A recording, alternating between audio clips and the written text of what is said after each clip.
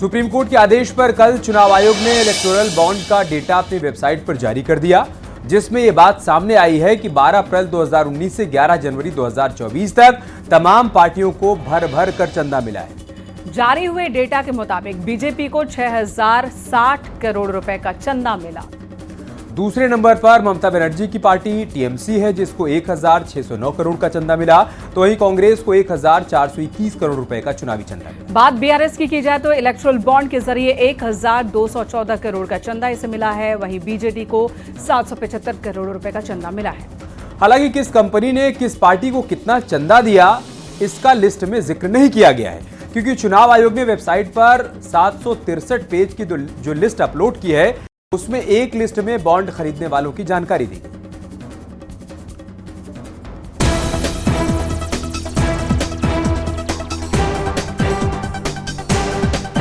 लोकसभा चुनाव से ठीक पहले चुनावी चंदे का मामला जोर पकड़ चुका है। विपक्ष बीजेपी पर हमलावर है तो बीजेपी कोर्ट के फैसले का स्वागत कर रही है, लेकिन जो डेटा जारी हुआ है, अब उसको लेकर सुप्रीम कोर्ट ने स्टेट बैंक ऑफ इंडिया को फटकार लगाते हुए नोटिस जारी किया है। सुप्रीम कोर्ट ने बैंक से पूछा, बॉन्ड नंबरों का खुलासा क्यों नहीं किया, अल्फा न्यूमेरिक नंबर क्यों नहीं बताया, बॉन्ड खरीदने भुनाने की तारीख कहाँ है, बैंक ने पूरा डेटा क्यों नहीं जारी किया, किस दानदाता ने किस पार्टी को चंदा दिया। ये वो सवाल है जो कोर्ट ने स्टेट बैंक ऑफ इंडिया से पूछे हैं।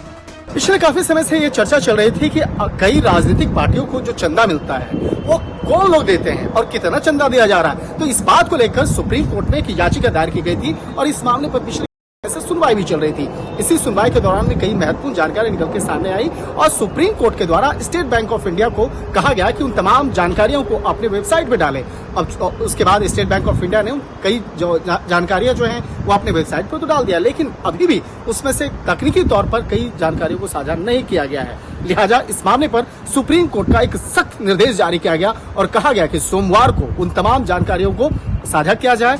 तो दूसरी तरफ अब इलेक्टोरल बॉन्ड को लेकर राजनीति भी शुरू हो गई है, क्योंकि बीजेपी के साथ ही कई पार्टियों को चुनावी चंदा मिला है। दानदाता ने बीजेपी को 6060 करोड़ चंदा दिया, टीएमसी को 1609 करोड़ चंदा मिला, कांग्रेस पार्टी को 1421 करोड़ का चंदा मिला।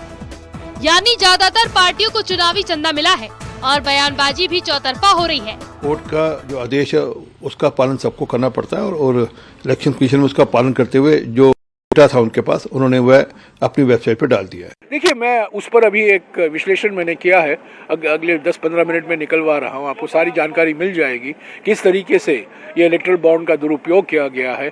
60% इलेक्टोरल बॉन्ड सिर्फ बीजेपी को गए हैं, 60%, 60% बीजेपी को गया है।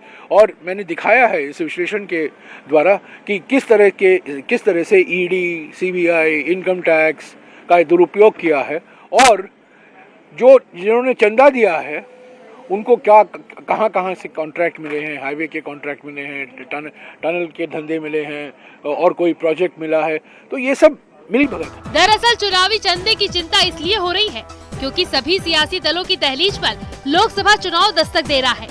ऐसे में चुनाव से ठीक पहले इलेक्टोरल बॉन्ड का डेटा सार्वजनिक होने से सियासतदानों की टेंशन बढ़ चुकी है। Bureau report, news 18।